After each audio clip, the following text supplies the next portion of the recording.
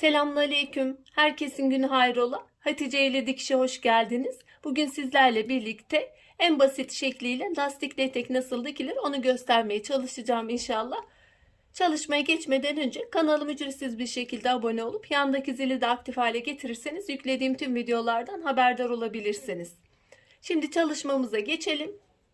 Kumaş olarak viskon kumaş kullanıyorum. Pamuklu kumaşlar mutlaka çekecektir. Onları kesimden önce yıkayıp ütüleyip hazırlarsanız daha iyi sonuç elde edeceksinizdir. Benim kumaşım tek boy.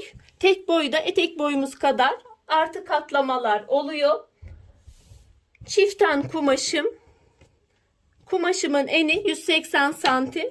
Normalde 150 santim standart genellikle oluyor ama farklı enlerde de oluyorlar. Bu şekilde bulabilirseniz alabilirsiniz. Bulamazsanız çiften illa 180 santim midir? Hayır, genelde standart olarak 150 santim oluyor.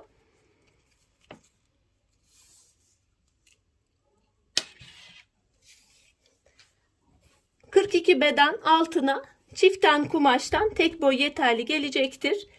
Eğer tek en kumaşınız varsa o zaman 2 boy almanız gerekiyor. Tek enlerinde ortalama standart olarak genellikle 90 santim oluyor. Aynı şekilde olacaktır. Burada en basit şekliyle lastikli etek dikimini yapacağız. Benim çiften kumaş olduğu için tek bir dikiş olacak. O dikişi de arka tarafa bırakacağım. Kısmıyla üst kısmı aynı şekilde olacak. Basen bölümünde herhangi bir işlem yapmayacağım. Burada da büzgü payı fazla oluyor. Normalde bolluk payını fazla bırakmış oluyorum. Bunu da basene göre nasıl ayarlayabiliriz diye derseniz farklı bedenler için baseni alıyoruz. Basenin mesela basenimiz 100. Tam büzgülü eteklerde basenin yarısı kadar büzgü veriyorum. Burada basenimiz 100 ise 50 santimde büzgü payı bırakıyorum. Yani bolluk payı bırakıyorum. 150 santim genişliğinde kumaşa ihtiyacımız oluyor. Farklı bedenlere farklı ölçüler oluyor. Bu şekilde alabilirsiniz. Şimdi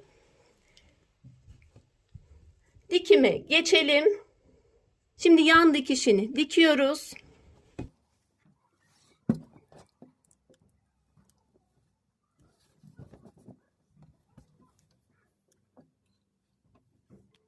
Yan dikişini dikiyoruz. Benim tek dikiş olduğu için arka kısma bırakacağım. Eğer 2 boy kumaş yani tek en kumaş kullandıysanız bu kısmı da tabii dikeceksiniz. O zaman 2 parça halinde olduğu için. Benim tek parça olduğu için bu dikişi dikiyoruz.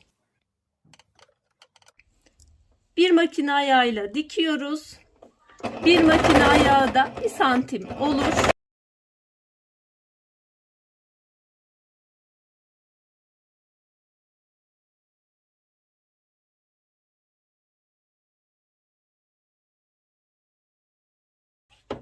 Kenar temizlemelerini makinamızın zikzak ayarıyla yapıyoruz.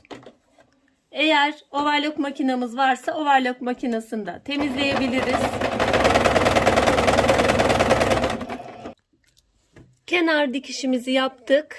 Temizlemesini de yaptık. Benim overlock makinem olduğu için overlockla temizledim. Overlock makinesi olmayanlar zikzak ayarıyla temizlemeyi yapabilir. Dikişimiz bitmiş oldu. Şimdi bel kısmına geçeceğiz.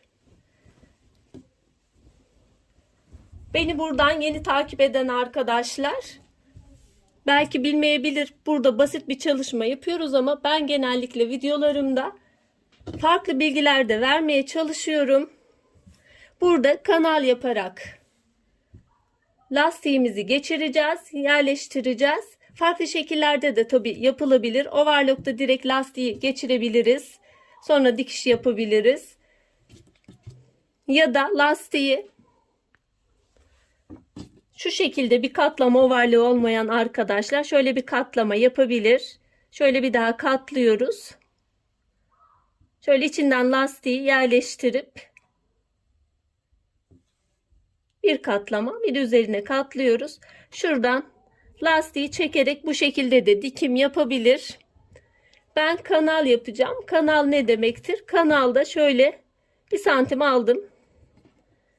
İçinden lastiğin rahat geçebileceği kadar bir katlama yaptım. Şöyle göstereyim. İçinden lastik rahatlıkla geçecek. Lastiğin genişliğinden 2-3 milim fazla bir katlama alıyorum. Dikiyorum. Küçük bir kısım bırakıyoruz lastik geçirmek için. Kanalın avantajı var mıdır? Kanalın avantajı da şöyle bir şekilde. Burada biz bolluk payı da çok fazla verdik kumaşımıza. Bazen lastiği ne kadar çektirirseniz çektirin, bu şekilde büzgülü fazla kumaşlarda beliniz ince ise, baseniniz fazla ise denk gelmeyecektir. Ne kadar çektirirseniz çektirin, bu ayara getiremezsiniz. Öncelikle 1 santim katlıyorum. Tekrar bir katlama alıyorum. Bunu da daha önce ifade ettiğim gibi lastiğin genişliğine bağlı oluyor. Benim lastiğim 3 santim genişliğinde. Şöyle 3 santim 2 milim şeklinde veya 3,5 santime yakında bir katlama alabilirsiniz. 1 santimin içeri kıvırdım. Şöyle zaten benim de 3,5'a yakın bir katlama ayarladım. Makineyi düz dikiş konumuna alıyorum.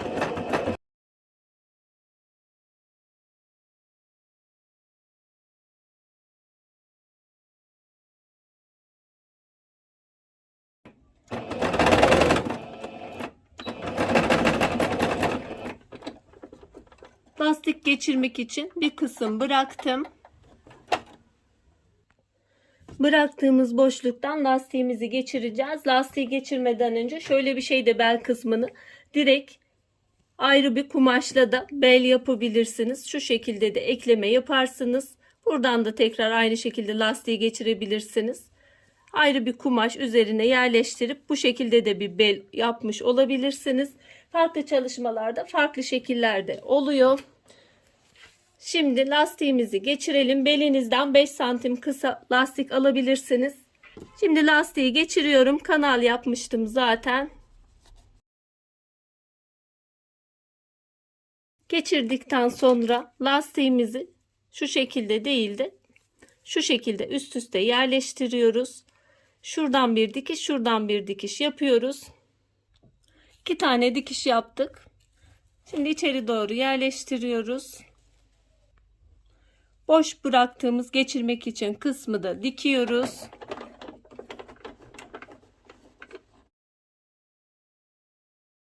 Şimdi şöyle dengeli bir şekilde lastiği dağıttıktan sonra lastiğimizin dönmemesi için de ortadan bir dikiş atıyoruz. Yıkandığı zaman dönebilir. Aynı şekilde lastiği çektirerek dikiyoruz.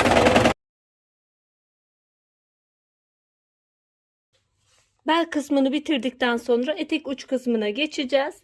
Eteğinizin boyunu kendi boyunuza göre ayarlayın. Bu çalışmada zaten detaylı bir kesim yok. Sadece etek boyumuzu alıyoruz ve kumaş enini kullanıyoruz. Herhangi bir kesim yapmadık zaten. Sadece etek boyunu alıyoruz. 90 santim giyiyorsanız 90 santim artı 4 santim bel için katlama payı bırakacaksınız fazlalık. Etek uç kısmı için de 2 santim katlama payı bırakabilirsiniz. Overlock makineniz varsa overlock çekip tek de katlayabilirsiniz bu şekilde.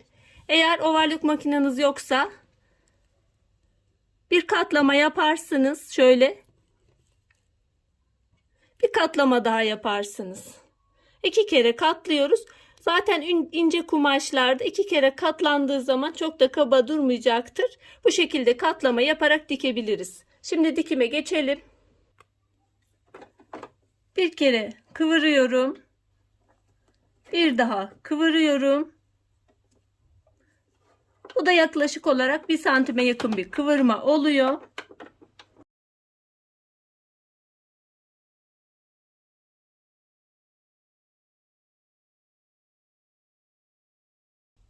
Tüm devreyi bu şekilde dikiyorum ve bitirmiş oluyoruz çalışmamızı.